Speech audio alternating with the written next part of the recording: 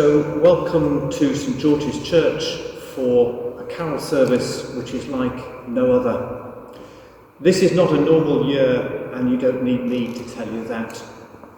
For several months now, the church has not been able to sing anything since the days before Easter, way back in March. And so carol services are simply not happening in the weeks between now and Christmas. You'll see we haven't even started our Christmas preparations yet. The poppies are still here for Remembrance Sunday, which is soon to be upon us. It's been a year like no other, and you don't need me to tell you that. It's been a year in which many of you will have struggled with the pain of sorrow and of grief at the loss of a loved one and their death and your bereavement. In any time and in any year, that is never easy. But in this year, it's been especially difficult. Way back in March, in the first week, the first day of the first week of the first lockdown, I went to a family funeral. My wife's mother had died, and we climbed in the cars from up here in Cullercoats, and we journeyed down to Solihull for a funeral which was like no other, most peculiar, insofar as there were only a small number of people able to be present, the very core of the family, and we were let into a chapel and nobody quite knew what to do.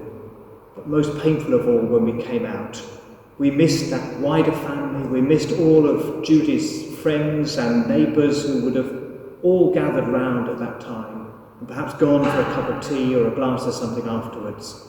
And here we were, a small puddle of 5 or 6, not even allowed to embrace each other.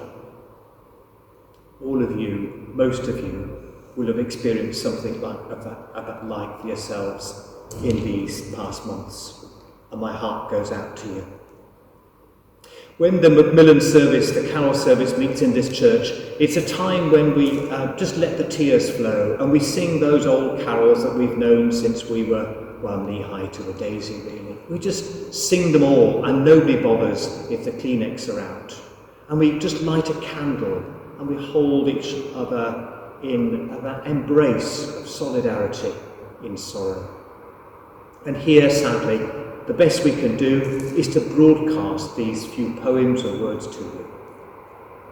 What I do offer you this year, in this year like no other, is something which stands out for me, which has always been there, but this year like no other, it stands out as it never has done quite for me, as it's never done before.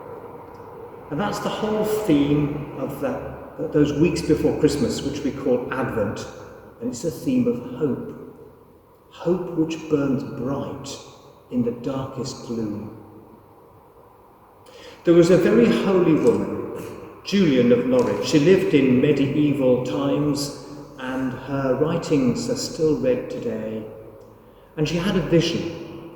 And she spent the rest of her life actually sorting out what that vision might be. And the vision was based on a small hazelnut which she held in her hand. And she felt as though it was God looking at his world and holding it in his hand. All will be well, she said. All will be well. Even in the muddle and mess of life and of death and of darkness, all will be well. That to me crystallises what hope is about. Times of great adversity, it just doesn't seem to make sense, and yet it possesses a huge strength. The ability of something and someone almost insignificant to stand up in the face of overwhelming odds and adversity and hope. And hope that at the end of time, those whom we've lost we shall regain. The chaos which has consumed us will all once again be reordered. At a time as yet unnamed and undecided, there will be a time and a place when we will be together. The world will be reunited, and we once again will be surrounded by all those whom we have loved but see no longer. This season of Advent and this Christmas is going to be like no other. And the pain and sharpness of your experience in these recent weeks and months will be tested to its fullest. And yet, I just offer you this one prospect. Don't give up on hope. Let it burn brightly for you. And whatever you do not let it go. Amen. Listen to the wind sighing through the trees. You will hear my voice carried soft upon the breeze. When the playful wind caresses your cheek, be sure to listen, for you will hear me speak. Turn and greet the wind with a smiling face, for it's only me and my fond embrace. Lift up your face to the gentle rain, and I will help to wash away your pain. Look out at the sparkling, dancing sea, and quietly think of me. I am every wavelet gently lapping, I am every swell. Listen, you will hear me softly murmur, be at peace, for all is well.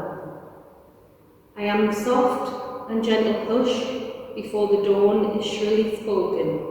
Watch for the chitty robin, the gentle wren, because for you they are my token. I am of the earth and of the sky, I am every rook and seagull's cry. I am every colour in all the autumn leaves, I am close beside you when silently you grieve. I am in soft-scented woods and the salty breeze. Remember, I am each and every one of these. Reason people. People come into your life for a reason, a season, or a lifetime. When you know which one it is, you will know what to do for that person. When someone is in your life for a reason, it is usually to meet a need that you have expressed. They have come to assist you through a difficulty, to provide you with guidance and support, to aid you physically, emotionally, and spiritually. They may seem like a godsend, and they are. They are there for the reason you need them to be. Then, without any wrongdoing on your part, or at an inconvenient time, this person will say or do something to bring the relationship to an end. Sometimes they die. Sometimes they walk away. Sometimes they act up and force you to take a stand. What we must realise is that our need has been met, our desire fulfilled. Their work is done. The prayer you sent up has been answered, and now it's time to move on. Some people come into your life for a season, because your turn has come to share, grow, or learn. They bring you an experience of peace, or make you laugh. They may teach you something you've never done. They usually give you an unbelievable amount of joy. Believe it, it is real, but only for a season. Lifetime relationships teach you lifetime lessons, things you must build on in order to have a solid emotional foundation. Your job is to accept the lesson, love the person, and put what you have learnt to use in all other relationships and areas of your life. It is said that love is blind, but friendship is clairvoyant. Thank you for being part of my life, whether you were there for a reason, a season, or a lifetime.